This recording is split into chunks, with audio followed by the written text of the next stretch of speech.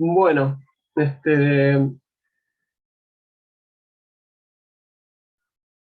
y esto de acá, o sea, el kernel de recién en realidad se puede simplificar un poco. Mira, yo de hecho recién lo grafiqué un poco mal. Eh, que es que fíjense que de hecho acá me quedaba menos x más x, así que en realidad esto es lo mismo que decir que opta el valor 1. Entonces en realidad me habría quedado distinto el dibujo. Si quieren, nada, nos habría quedado en realidad una cosa así, ¿no?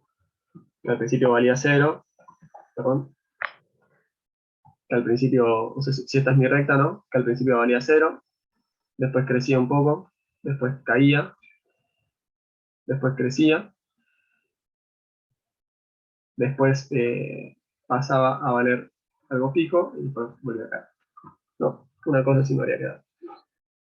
Eh, nada. Y esto, o sea, nada, a ver si. Y esto si lo hubiéramos hecho con, en vez de este kernel, lo hubiéramos hecho con alguna docena, por ejemplo, quizás se vería algo así como este, ¿no? Y si lo hubiéramos hecho con Nepanechnikov, se habría visto algo así como este también, ¿no? Digo, en definitiva, después estaría bueno que agregue a esta serie de slides un gráfico con un montonazo de observaciones y que veamos cómo cambian la distribución según cada caso y veamos que, o sea, yo lo mostré ya con 7, eran bastante parecidas, que lo veamos también, no sé, que yo con 100 observaciones, 200, digamos, cómo se va apareciendo un poco. Entonces, último pedacito de clase, ya son casi menos 20, y cerramos, ¿ok? Que es discusión sobre ancho de banda. Perdón si estoy yendo muy rápido, ahora me doy cuenta de que en realidad nos va a dar el tiempo, pero la verdad que estaba dando por sentado que no iba a suceder eso. El ancho de banda, ¿sí? Es algo que tenemos que elegir, ¿sí? Eh,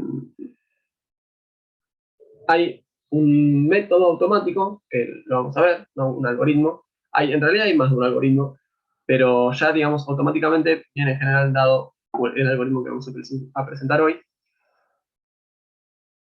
Y es algo que es bastante determinante en nuestros resultados, ¿no? O sea, yo recién decía, imagínate que tenés muchas observaciones, bueno, la verdad que el kernel que elijas puede que no te cambie los resultados, ¿no? O sea, muy probablemente no te cambie los resultados en forma significativa.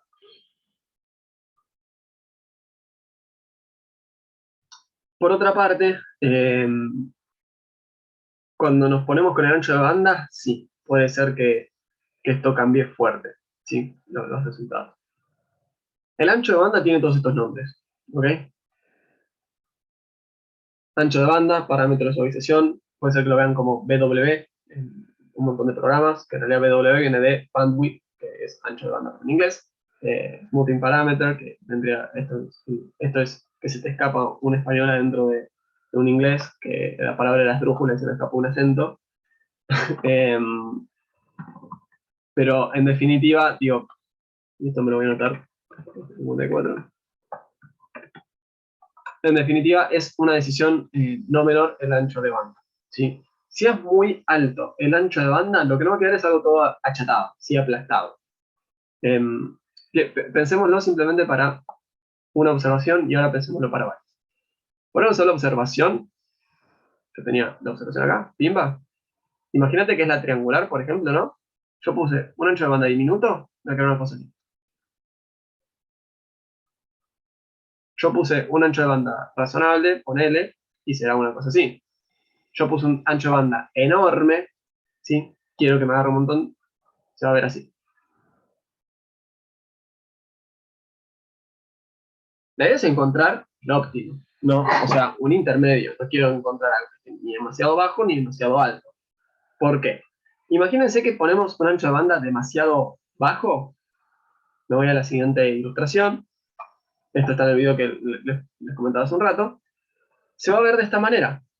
Esa línea azul va a ser la estimación de la densidad de kernel, ¿no? Digamos, uno acá que esperaría que haga, que suceda con el gráfico, ¿no? Tenemos solamente 4 observaciones, así que no tiene quizás tanta gracia hacer esta estimación, pero digamos, uno esperaría que se vea algo así como esta pancita y que por acá haya un poco más de densidad, y bueno, uno esperaría que esto se viera de esta forma. Si yo puse un bandwidth diminuto, la verdad que esto nada, o sea, es un montón de picos, un pico en cada punto, y nada, no nos aporta, ¿no? De hecho, es preferible el histograma que si le poníamos un bandwidth enorme, que no está en esta ilustración, pero supónganse que lo hacíamos así, que habríamos tenido algo así como esto. Acá que va creciendo hasta este punto, una línea que es prácticamente horizontal, ¿no? Entonces, el objetivo de lo que vamos a comentar ahora es, estoy quedando sin batería, aunque tengo la compu enchufada. Vamos a hacer, tengo que ponerme a vender rifas, así me compro una nueva compu. Bueno, entonces, pareciera ser que ya estamos cargando, ¿no? A ver, un segundito. Y entonces lo que vamos a hacer ahora es discutir justamente sobre el ancho de banda. Bien, volvemos. ¿Qué es cómo lo elijo yo? Y de vuelta, lamentablemente, o sea, van a haber muchas cosas en estadística que son más o menos taxativas, ¿no? Que es, esto es así, y se hace así. Y en otros casos van a encontrar esto de que quizás no hay tanto consenso en cuál es el correcto, o que haya uno que es definitivamente superior a otro. Y eso porque quizás va a depender de los casos, y si ustedes son como yo, no les va a encantar que suceda eso, porque preferirían que siempre haya una decisión, y de hecho sería lo más científico, ¿no? Entonces acá simplemente voy a comentar un par de métodos, como para que sepan qué es lo que va a haber atrás si algún día ven una curvita que alguien dibujó arriba de un histograma. Bien, primero, la usual, que vendría a ser esta expresión, regla del pulgar. Quienes estudian economía muy probablemente la escuchen varias veces porque no es solamente para esto, sino que es cada vez que uno dice y más o menos, ¿no? Entonces, si yo digo, hago una hipótesis o lo que sea, digo rule of thumb o regla del pulgar, o sea, suena espantoso en español, ¿no? Pero una expresión que jamás usaríamos. Pero digo, cuando hablamos de esto, nos referimos a, bueno, usamos algo que es más o menos que anda por acá, ¿sí? ¿Qué es esto? Bueno, básicamente elige el ancho de banda usando una estimación gaussiana, ¿no? Lo cual es bizarro, porque no es que uno ya está diciendo, quiero irme a la normal. De hecho, muchas veces esto es más como un punto de partida y a partir de ahí se va iterando y cambiando el, el bandwidth, ¿no? Para un lado o para otro. Eh, y dice, bueno, esto es un default, esto en realidad es como un algoritmo, básicamente es un cálculo, ¿no? Que me incluye el desvío estándar, el rango intercuartil, sí, dos cosas que ustedes ya saben, dividido por 1,34, el tamaño de muestra, ¿sí? Y esto se lo eleva a la menos un quinto, ¿sí? Eh, sí, todo ese cálculo. Acá se comenta un poco más sobre el tema, si quieren después se meten ahí y chusmean. No me interesa que nos pongamos a profundizar tanto en eso, ¿ok? Entonces, hay una regla, hay un algoritmo alternativo, ¿sí? Un algoritmo es básicamente eh, una serie de instrucciones, ¿sí? Pueden pensarlo. Por ejemplo, esto de acá también es un algoritmo. Yo agarro a esto, lo multiplico por tal cosa, lo divido por tal otra, lo elevo a tanto, y así. Y lo que puedo hacer es que esto se itere varias veces también, por ejemplo, ¿no? Entonces, una alternativa a esta regla del dedo pulgar de Silverman es un algoritmo llamado de Dieter-Jones, que es un poco más robusto a distribuciones lejanas a la normal, ¿sí? De todas formas, podemos decir con relativa tranquilidad que cuando estén, en la mayoría de los casos que trabajen, el automático de R va a ir bien, ¿ok? O de Python o de lo que sea, ¿está bien? Como dijimos, la decisión del kernel quizás es un poco, quizás es un poco menos relevante. El ancho de banda es bastante relevante, pero si ya hay un algoritmo que les da un ancho de banda razonable, ¿no? Porque el ancho de banda correcto va a depender de cuál es la volatilidad. Yo tengo solamente dos observaciones, por ejemplo, ¿no? Pongo un ancho de banda que es razonable para esto, ¿no? Entonces ahí me van a quedar el kernel como me tiene que quedar. Si las tengo recontra separadas, en realidad el ancho de banda me va a quedar timba y todo, o sea, no se va a usar nunca. Entonces lo que tengo yo que hacer es considerar cuál es el ancho de banda óptimo en función de cada caso. Y acá tenemos dos algoritmos que justamente se encargan de eso, ¿no? Y como digo, ya automáticamente nos viene uno de forma tal que si uno no especifica nada por default, al menos no sé si en Excel se puede hacer esto, seguramente, eh, pero por default ya va a venir un ancho de banda razonable. Que no necesariamente sea el óptimo, ¿no? Si usted, por ejemplo, lo único que quiere hacer es presentar una ilustración, ¿no? Donde tienen la acumulación de puntos o tenían ese histograma, bueno, pueden presentar una estimación de la densidad de kernel y si se fijan que el default no les gusta, bueno, agrandan un poco el bandwidth original, ¿no? O lo achican un poco. Y eso es totalmente legal, digamos. Entonces, de vuelta, ¿sí? Miramos en R, mismo conjunto de 7 datos, ¿qué pasa si vamos tocando el ancho de banda? Primero, yo acá para no meter mano y cambiar una sola cosa a la vez, hace un rato que teníamos el mismo ancho de banda y agarrábamos e íbamos cambiando, o sea, agarramos y decíamos, bueno, ancho de banda por default, voy a ir cambiando el kernel, ahora voy a agarrar, voy a hacer kernel por default, por default no, voy a elegir este en particular, ¿sí? Que dijimos que minimiza el error cuadrático medio, simplemente por eso estoy diciendo este, no es que sea el que vale, ¿no? Y aparte quería uno un poquito suave porque voy a jugar con los anchos de banda, entonces no quería uno triangular, por ejemplo. Esto es simplemente visual para una clase. Y lo que voy a hacer es ir alterando el ancho de banda. ¿Sí? Vamos a hacer algunas pequeñas ilustraciones y taza a taza. Bueno, en realidad ya cada uno está probablemente en su casa. Entonces, este era nuestro gráfico inicial. ¿Sí?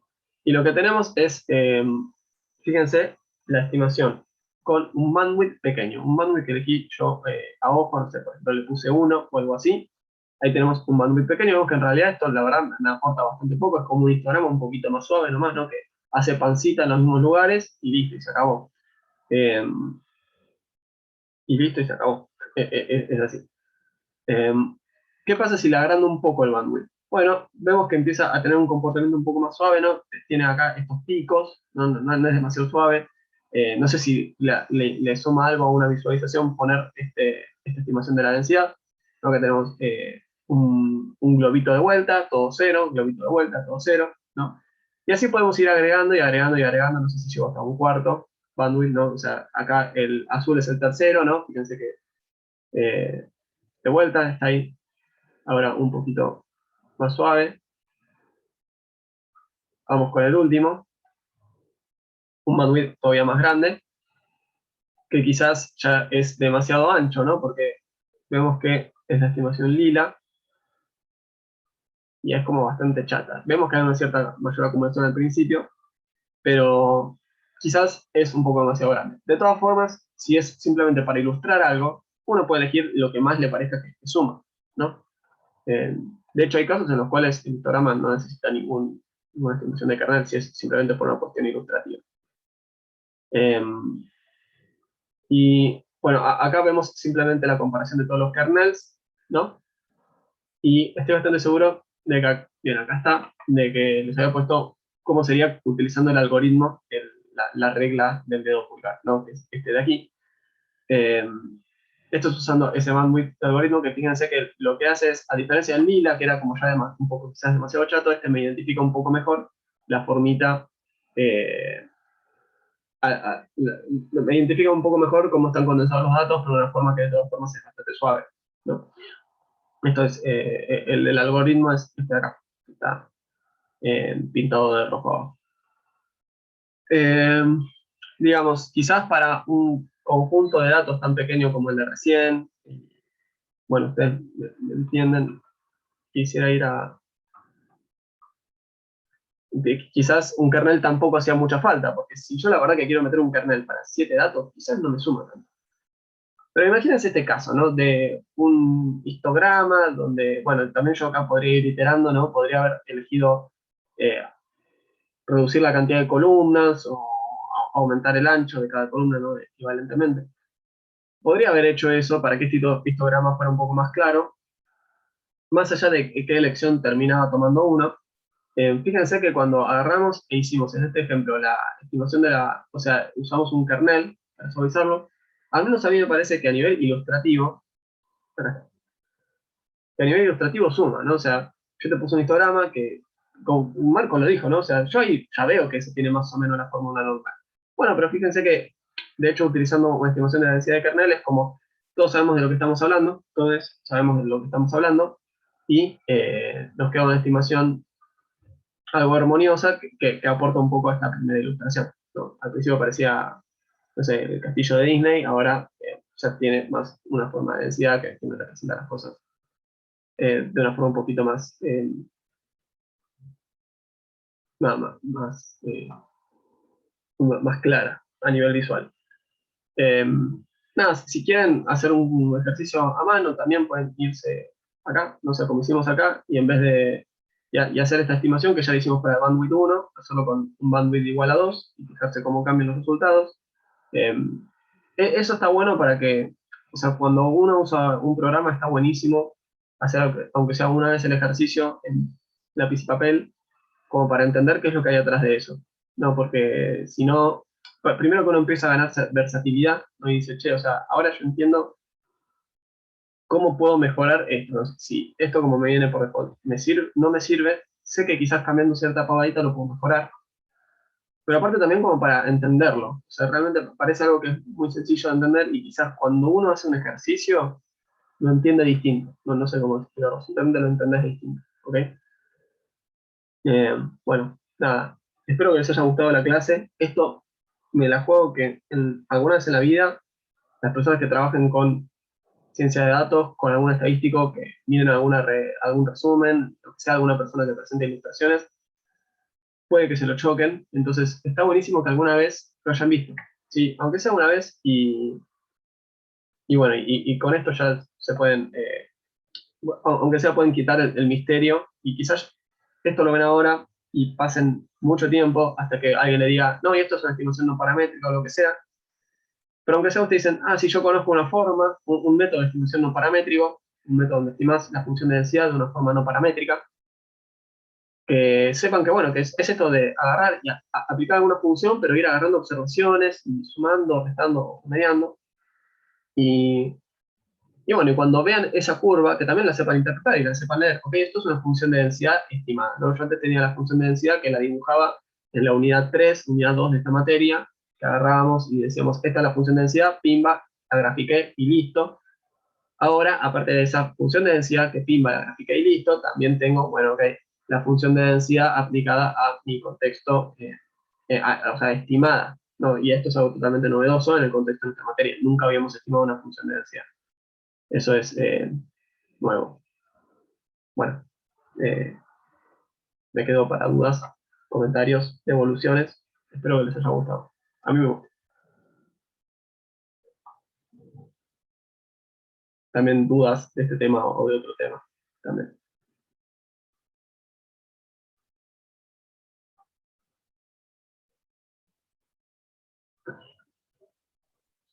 Seba, cuando pueda, ¿podés subir la presentación, porfa?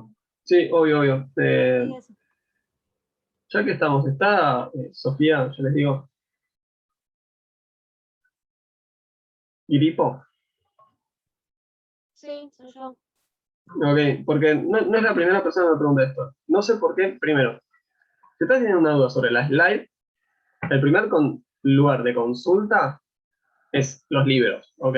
Esto, recuérdenlo, tenemos un material de estudio que este está verificado, ¿ok? Está publicado. Esto todo puede tener errores, ¿no? O sea, mis slides seguramente sean lo que más errores tengan, y ese libro también debe tener sus errores, porque, bueno, o sea, en todo el proceso hay seres humanos.